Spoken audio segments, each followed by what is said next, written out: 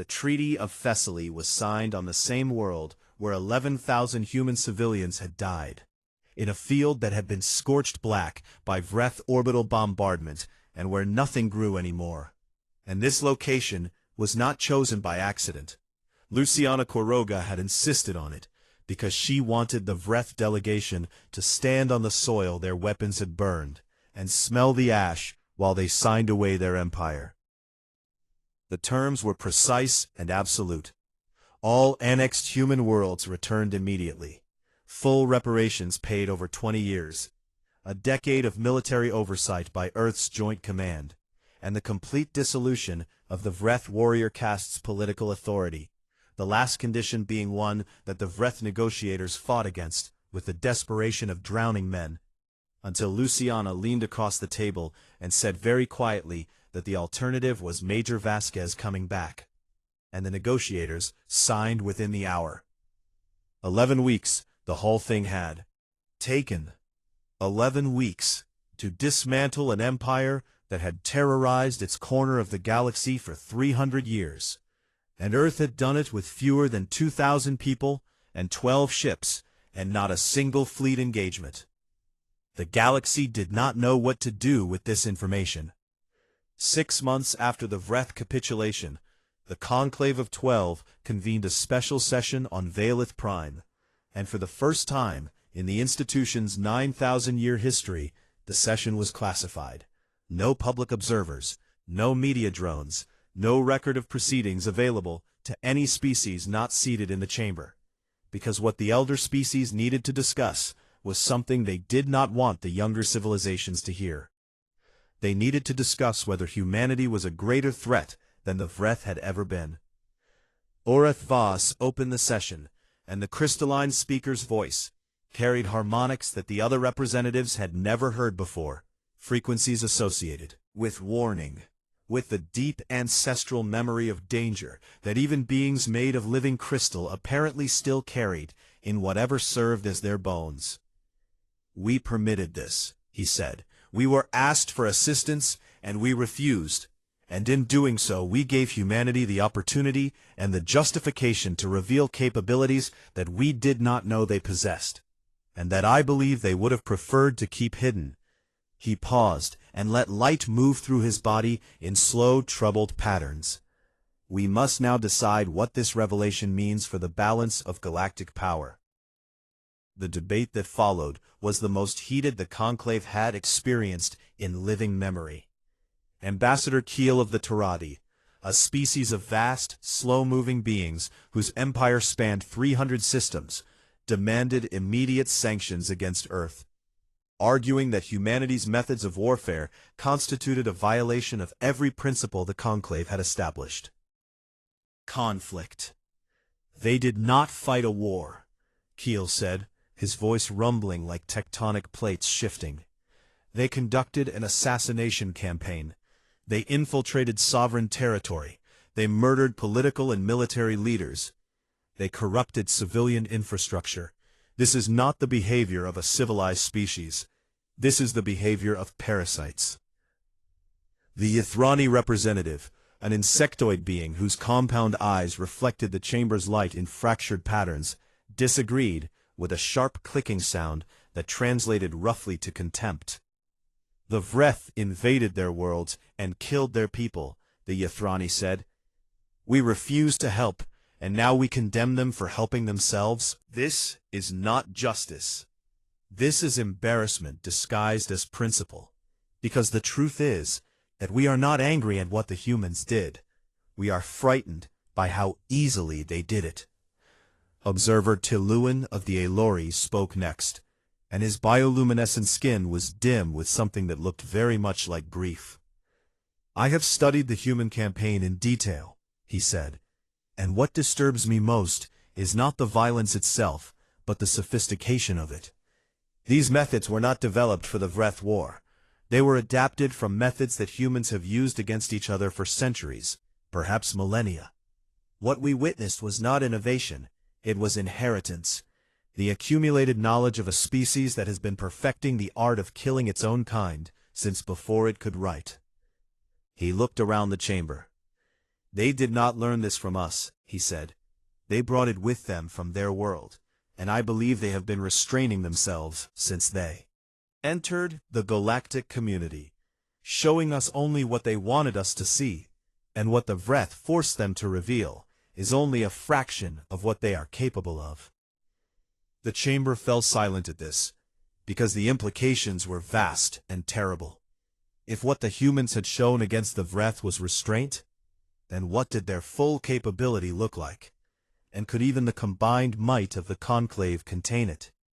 It was at this point that Ambassador Luciana Quiroga was admitted to the chamber. She walked to the petitioner's dais for the third time.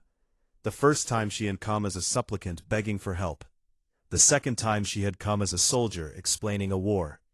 And now she came as something else entirely. Something the conclave had not granted her, and could not take away. Unequal. Oreth Vaz addressed her directly. Ambassador, this body has questions about humanity's intentions going forward, and we would ask you to speak candidly. Looked up at the assembled representatives of 12 species that had ruled the galaxy since before humans had learned to use fire. And she did not smile this time.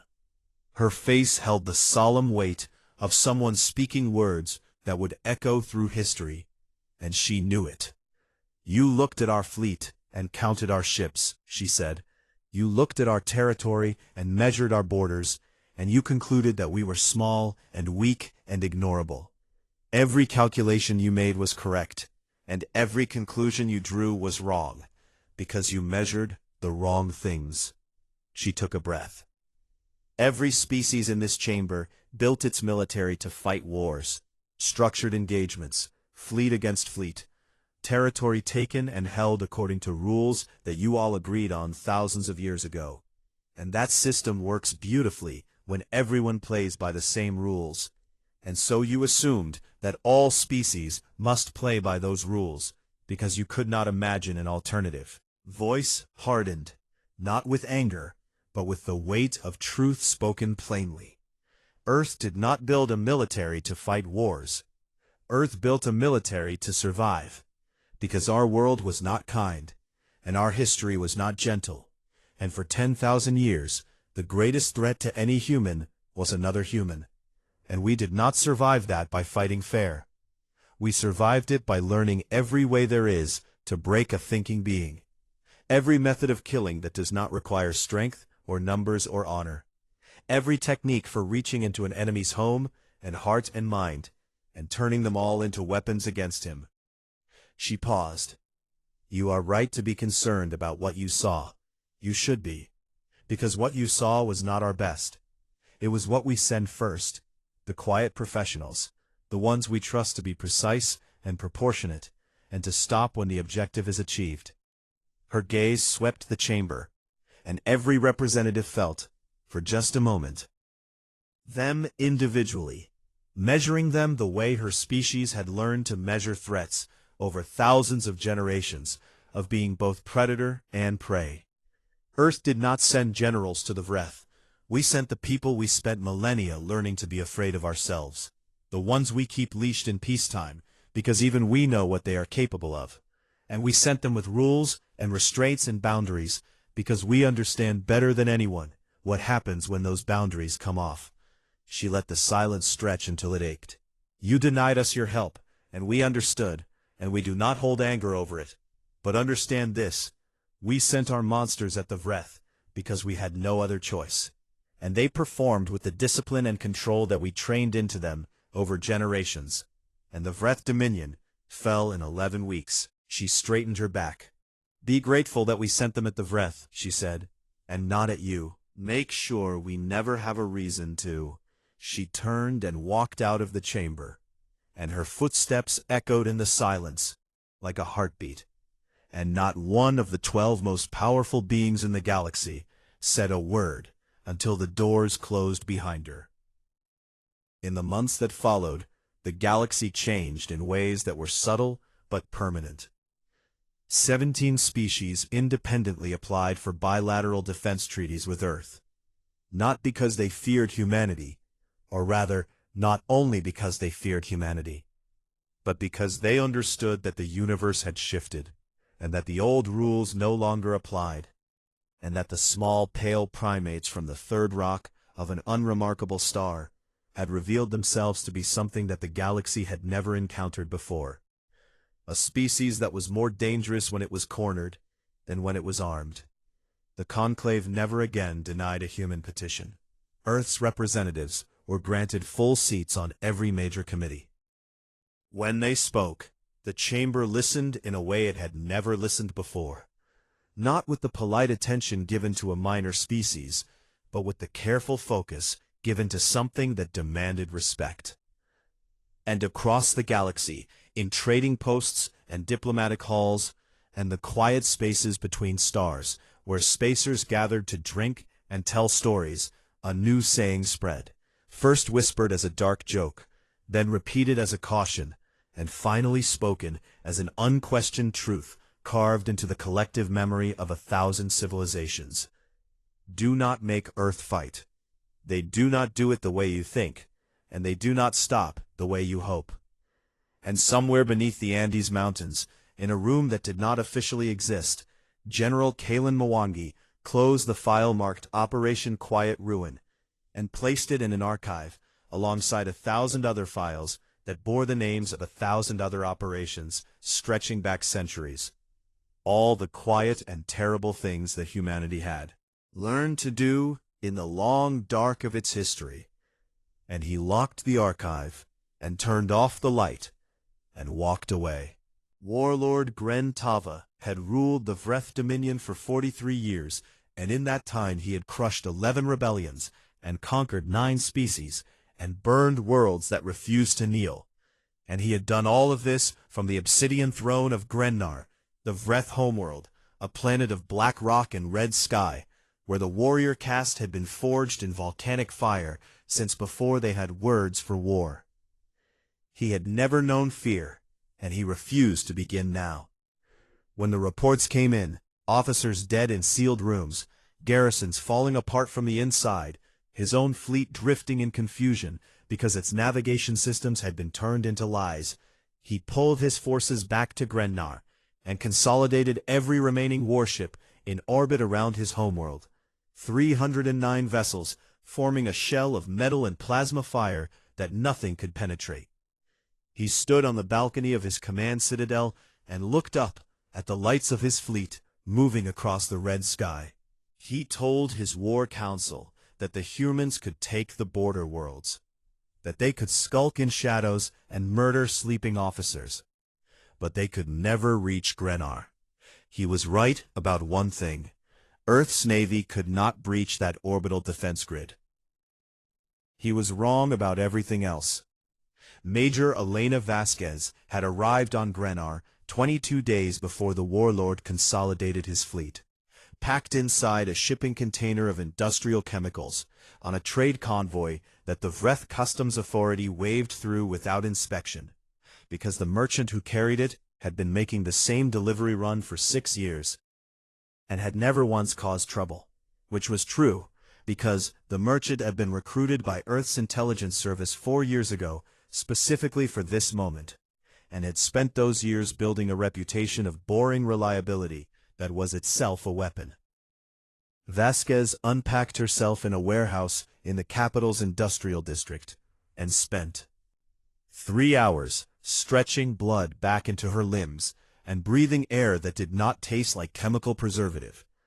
And then she activated a subdermal transmitter and waited.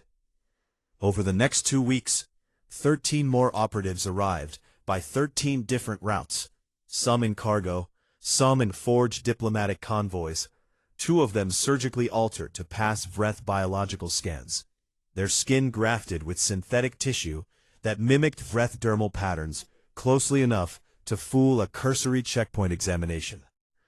Vasquez gathered them in a sub-basement beneath an abandoned processing plant and looked at their faces. 14 people from 9 countries, speaking a dozen languages, carrying skills that ranged from demolitions to electronic warfare to the kind of close-quarters killing that did not have a polite name. And she told them the objective. "We are going to end this war tonight," she said. Not next week, not after reinforcements arrive. Tonight. And we are going to do it with what is in this room. She unrolled a holographic map of the capital on the floor and pointed to 4 targets. The warlord's command bunker beneath the citadel, hardened against orbital bombardment, guarded by 300 of the Vreth's most elite warriors, monitored by sensor systems that could detect a heartbeat through 6 meters of stone. The War Council's emergency chamber, a secondary facility where the Vreth High Command would retreat if the citadel was compromised. The planetary communication relay, the nerve center through which every military order on Grenar was transmitted. And the broadcast array, the system through which the orbital fleet received its commands from the surface. We hit all 4 simultaneously, Vasquez said, at exactly the 3rd hour of the night cycle. That is when their guard rotations overlap, and their sensor coverage drops by 11% for 90 seconds. And 90 seconds is all we need to get. An operative named Chen raised his hand. And after we get inside? Vasquez looked at him with eyes that held the calm of deep water over sharp rocks. Then we do what we were trained to do. They moved at the 3rd hour. Vasquez led a 4-person team to the citadel herself, entering through a geothermal vent shaft that the Vreth had sealed with a grate rated to withstand 1,000 kilograms of force, which it could from the outside.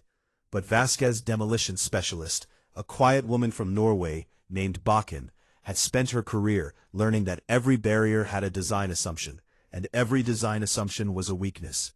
She placed a shaped microcharge on the grate's internal mounting bolts and blew them inward with a sound no louder than a cough. They climbed through steam and darkness for 40 minutes, emerging inside the citadel's lower maintenance level, and from there, Vasquez followed a route she had memorized from stolen architectural plans. Plans that Earth's intelligence had obtained 18 months earlier by bribing a Vreth construction company's record keeper with something the Vreth valued more than money. A cure for a genetic disease that had plagued his family for generations. The warlord's command bunker was behind 7 doors, each one sealed with biometric locks, keyed to Vreth physiology. Vasquez had a Vreth hand in a thermal preservation case, taken from an officer killed on Thessaly 4 and kept at body temperature for exactly this purpose. 7 doors opened, one after another, and behind the last one, Gren Tava sat at his command console, reviewing fleet deployments, and he looked up and saw a human woman standing in his bunker, holding a weapon he did not recognize. And for the first time in 43 years of rule, the warlord of the Vreth Dominion experienced genuine surprise. "How?" he said.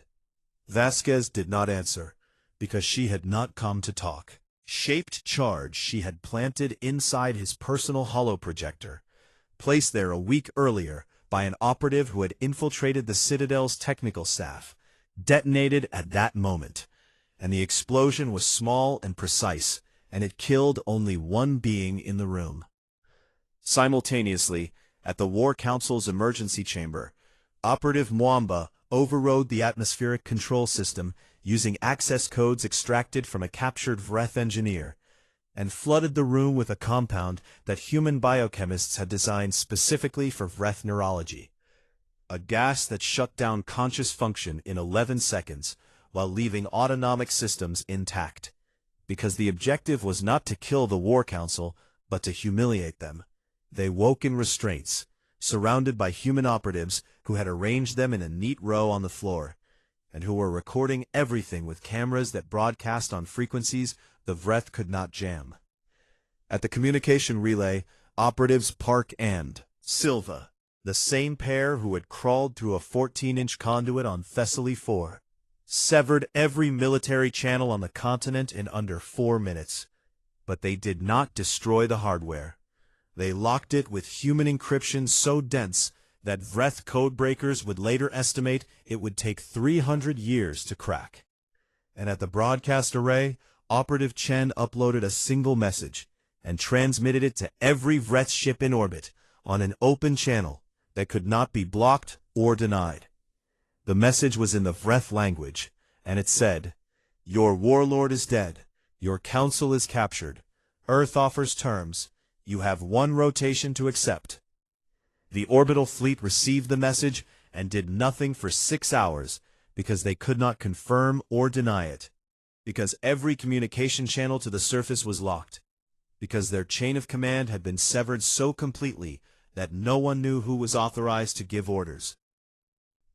Every Vreth warrior in those ships there lived a new feeling.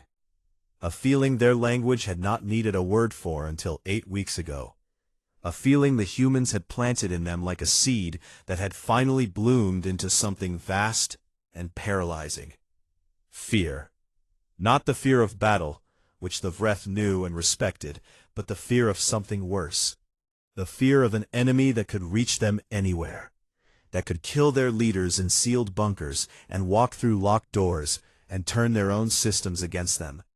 An enemy that did not fight wars, but simply ended them with the quiet efficiency of someone snuffing out a candle. The fleet surrendered in 8 hours. Major Elena Vasquez and her 13 operatives walked out of the capital city through the front gate in broad daylight. 14 humans moving through a city of 9 billion Vreth warriors, and not a single one of those warriors tried to stop them.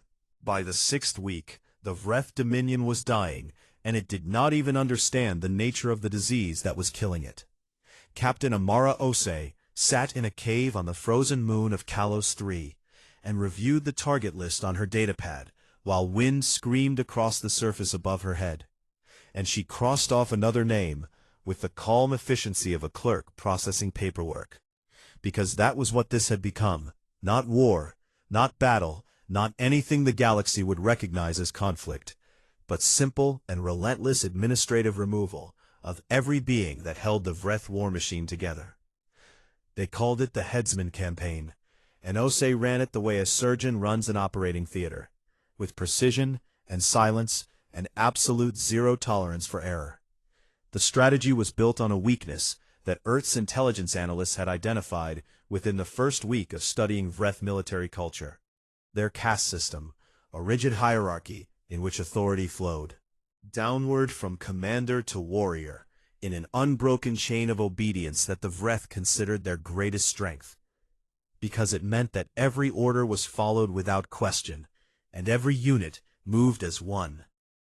But a chain, Ose knew, was only as strong as the links you chose to cut.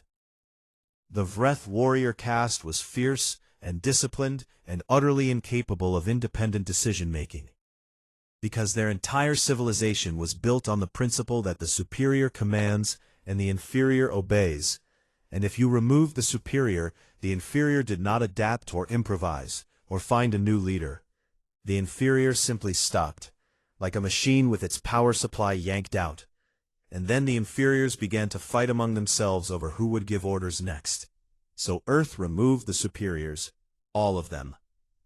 The kills came in every form imaginable, because Ose believed that predictability was the enemy of terror, and terror was the entire point. Commander on Vreth held Demos 2 was poisoned, a synthetic compound introduced into his private water supply that mimicked a natural Vreth cardiac event so perfectly that the military physicians declared it a natural death, and it would have been forgotten entirely, except that 3 days later the garrison's second-in-command died the same way. And then the third-in-command refused to drink anything at all, and had to be relieved of duty for what the Vreth called command paralysis. The naval captain of the cruiser Burning Sky was killed by a kinetic round, fired from a platform that human operatives had placed on an asteroid 17 kilometers away.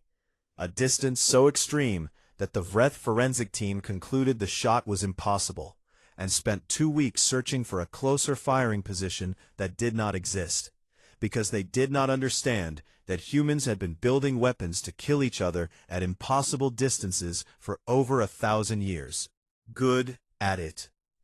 The intelligence chief of the Vreth southern sector simply vanished from a sealed room on a space station with no exterior access points and no record of anyone entering or leaving, and his body was found 4 days later in a cargo hold on a completely different station 6 systems away, and the Vreth investigators wrote in their report that they had no explanation for how this was physically possible. Each kill was different, and each kill sent the same message. There is nowhere you can hide. There is nothing you can build that we cannot get through. There is no rank high enough to protect you, and no guard loyal enough to save you. And the fear began to spread. Vreth officers started refusing assignments in human-contested space, preferring demotion and dishonor to the certainty of death at the hands of something they could not see or fight or understand.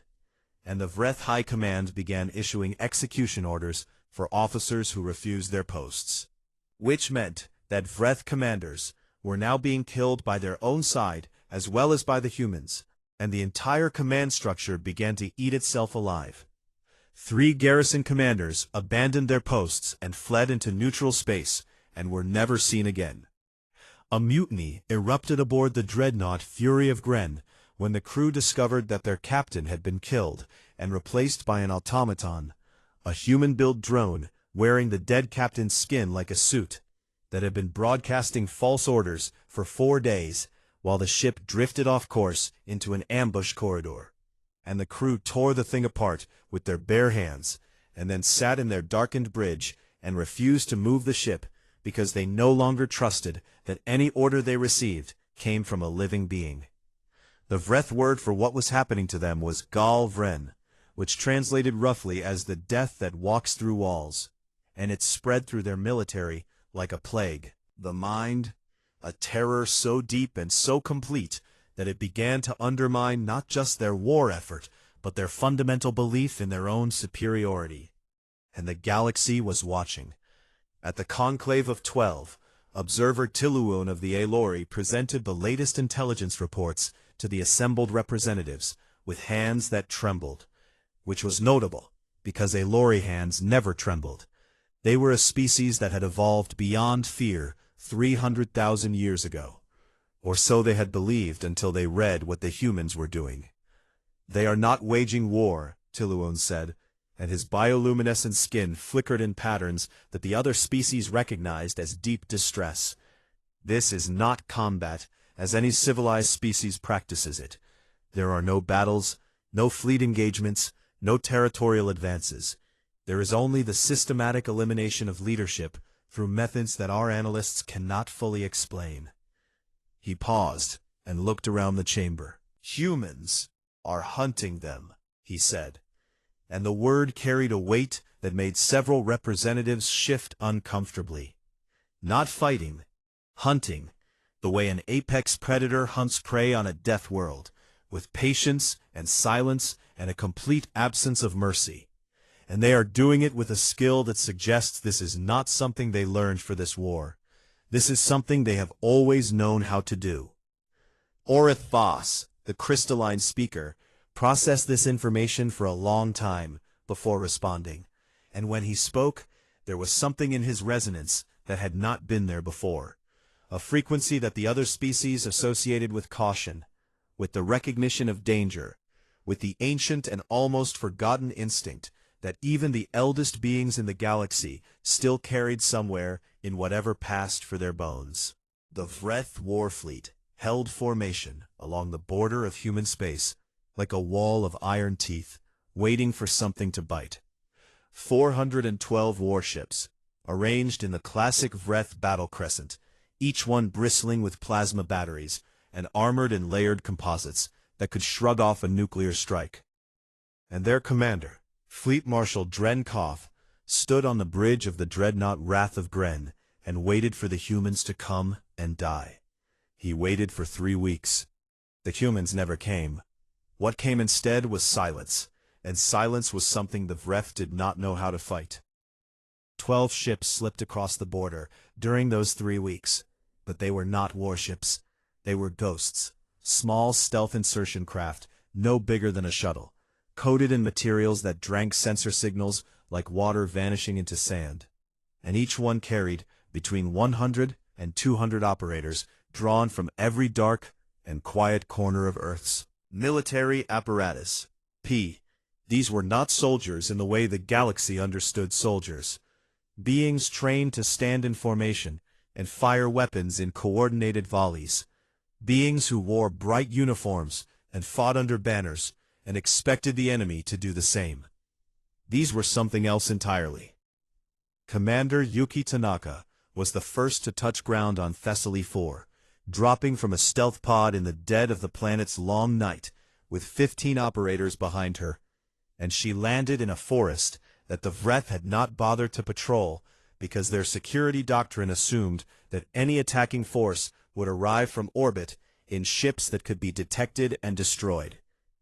Tanaka had spent 11 years in Earth's Special Reconnaissance Group before transferring to a unit so classified that it did not officially exist, and she moved through the alien forest with the easy silence of someone who had been trained to cross ground without disturbing the air itself.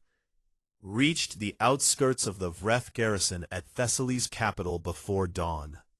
The garrison held 6,000 Vreth warriors under the command of Regional Commander Vos Tan, a decorated officer who had personally overseen the bombardment of the colony and who slept in a sealed command bunker surrounded by armed guards and surveillance systems that monitored every approach within 500 meters. Tanaka studied the bunker for 2 nights, mapping every patrol route, every shift change, every blind spot in the sensor grid, and on the 3rd night, she sent 2 operators, a woman from Brazil named Silva and a man from South Korea named Park, through a maintenance conduit that the Vreth had not secured because it was 14 inches wide and no Vreth could fit through it. They could, barely, and they did. Silva and Park emerged inside the bunker's ventilation system at 3 in the morning local time, crawled 40 meters through ductwork that scraped skin from their shoulders, dropped into a service corridor 6 meters from the commander's quarters, neutralized 2 guards with suppressed weapons that made less noise than a whispered prayer, and entered the room where Vos Tan slept. Vos Tan did not wake up. When the morning shift found him, he was still in his bed, and the only sign that anything had happened was a single human playing card, the Ace of Spades, placed neatly on his chest, and his second-in-command standing over the body, unable to understand how anything living could have passed through walls of steel and sensor fields and armed guards without leaving a single trace. Within 72 hours, every Vreth officer above the rank of sub-commander on Thessaly 4 was dead, and Tanaka's team had not fired a single shot that anyone had heard. Panic spread through the garrison like fire through dry grass, because the Vreth were warriors, and they understood combat, and they could face an enemy that stood before them, but they could not face an enemy that was nowhere and everywhere, that killed without sound and vanished without footprint, that seemed to pass through solid matter like smoke through a screen. Meanwhile, 600 light-years away, Sergeant Major Dmitry Volkov was doing something even worse. Volkov was a former signals intelligence operative who had spent 20 years learning how to break into systems that were designed to be unbreakable, and his 6-person team had infiltrated the Vreth Regional Command Station in orbit above Kalos 7 by the simple method of arriving in a cargo container marked as food supplies. The Vreth did not scan their food shipments for human life signs, because the idea that an enemy would ship themselves into a military installation inside a crate of protein rations was so absurd that it had never occurred to their security planners, which was precisely why Volkov had chosen it, because the best way through any door was the one nobody thought to lock.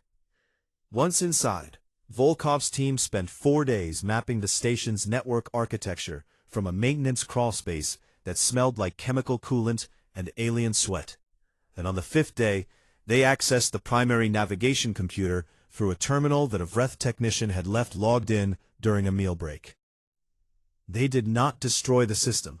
That would have been noticed immediately, and noticed was the one thing Volkov's team could never afford to be.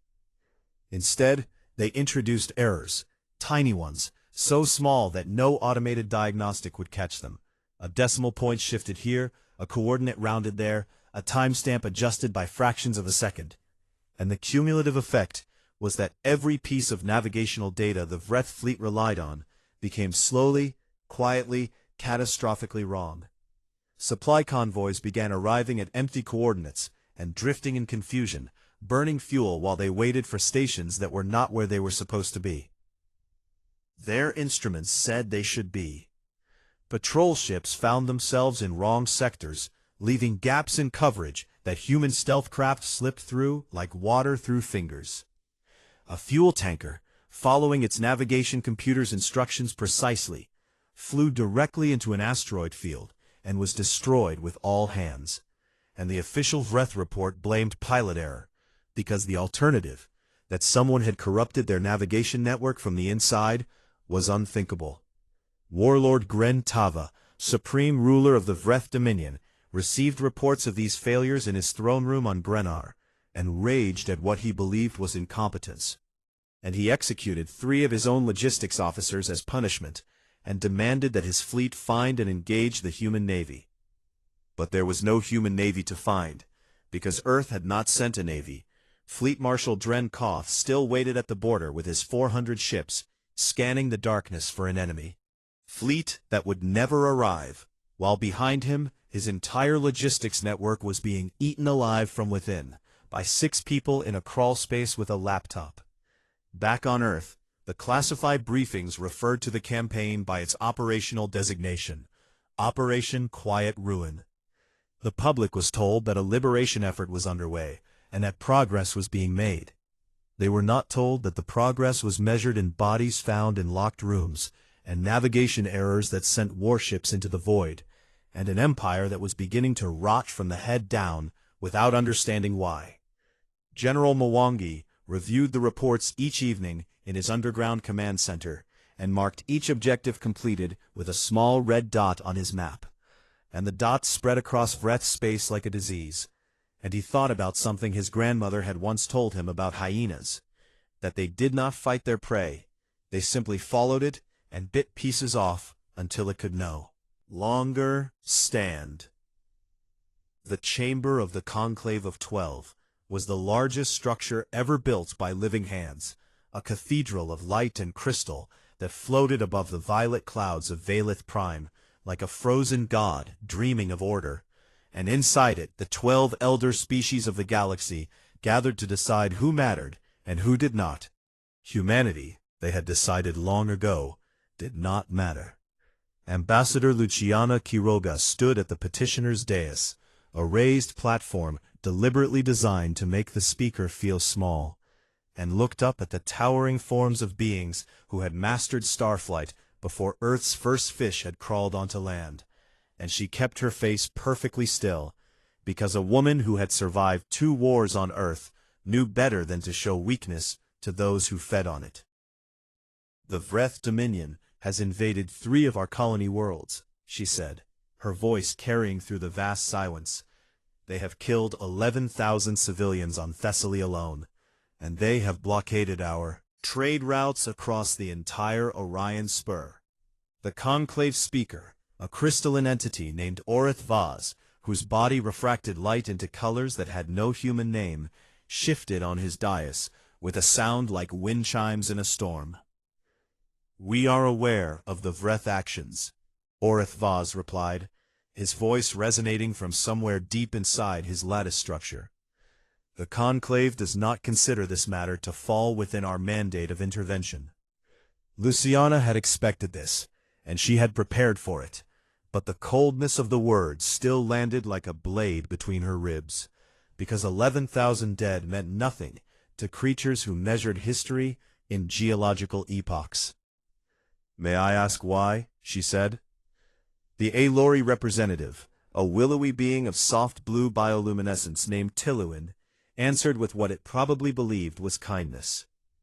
"Earth's colonies exist outside the protected sphere of Conclave territory, Ambassador, and humanity has not yet contributed sufficient cultural or technological value to warrant the expenditure of Conclave resources in your defense." Sufficient value, Luciana thought, and she felt something old and dark stir behind her ribs, something inherited from ancestors who had survived conquest and slavery and fire, and had learned to smile while they sharpened their knives. "I understand," she said, and her voice did not waver. "Then I have only one question for this body." Orith Voss tilted his crystalline head, light fracturing across the chamber walls. "Will the conclave object if Earth handles this matter on its own?" A ripple of something moved through the chamber, not quite laughter, but close. The galactic equivalent of adults watching a child announce it would fight the ocean, because the math was simple, and every species in the room had already done it in their heads. The Vreth Dominion commanded 400 warships, controlled 60 systems, and had a warrior population of 9 billion, while Earth's combined fleet numbered 47 vessels, and humanity had been in space for barely 2 centuries. "You are free to pursue your own resolution," Orith Voss said, and the dismissal in his tone was so complete that it was almost gentle, like a parent letting a child learn a painful lesson. "The conclave will not interfere." Luciana nodded once, turned, and walked out of the chamber without another word. And behind her, the representatives of 12 ancient civilizations returned to matters they considered important. She boarded her shuttle and sat in silence as it carried her to the diplomatic station in orbit. And she stared out the viewport at the violet clouds of Valeth Prime, and thought about her grandfather, who had fought in a dirty little war in a jungle that nobody remembered anymore, and who had told her once over coffee in their kitchen in Buenos Aires, "Luciana, the most dangerous thing in the world is not a man with a gun. A man with nothing left to lose, and a very good memory." She opened a quantum-encrypted channel to Earth. 3 days later, she stood in a room carved into the granite heart of the Andes Mountains, 2 kilometers below the surface, where the Joint Expeditionary Command maintained its most classified operations center, and she delivered her report to a table of 17 men and women whose names did not appear in any public record. "They will not help us," she said simply. "They believe we will lose, and they do not care." The silence in the room was heavy, but it was not the silence of despair. It was the silence of a coiled spring, the silence of a safety being clicked off. General Kalin Mwangi sat at the head of the table, a tall, lean man from Nairobi, whose family had produced soldiers for 6 generations, and whose eyes held the flat calm of someone who had made peace with violence a long time ago. And he folded his hands on the table and looked at the intelligence summary glowing on the screen before him. 400 ships, he said quietly. 412 at last count, corrected Colonel Rin Nakamura, the intelligence chief. But their command structure is hierarchical to the point of brittleness. Their officer corps is drawn exclusively from their warrior caste, and their logistics chain runs through 17 choke points that we have already mapped. Mwangi nodded slowly, and then he reached for a tablet and opened a file that carried a classification marker so restricted that only 9 people on Earth had the clearance to read it. The file was titled Doctrine Unrestricted. "The Vreth are expecting a war," Mwangi said, and he looked around the table at faces that understood exactly what he meant. "They are expecting us to gather our ships and fly at them in formation and die with honor against superior numbers, because that is what every species in this galaxy does. They line up. They fight, and the bigger fleet wins." He set the tablet down. "We are not going to do that." He stood and walked to the main display, which showed a 3-dimensional map of Vreth-controlled space, with every military installation, every supply depot, every communication relay marked in sharp red light. "We are not going to fight the Vreth Dominion," he said, and his voice was quiet and final, like a door closing on something that could not be taken back. "We are going to reach inside their territory, find every person who holds their war machine together, and we are going to make those people disappear, one by one, night after night, until there is no one left to give orders, and no one willing to take the job." He looked at Luciana. "The Conclave thinks we are too small to matter," he said. "They think war is about ships and numbers and territory." He almost smiled, but it did not reach his eyes. "They have never fought humans before, not understand what we are, because we did not evolve on a peaceful world. We evolved on a world that tried to kill us every single day. And then we spent 10,000 years killing each other, and we got very, very good at it.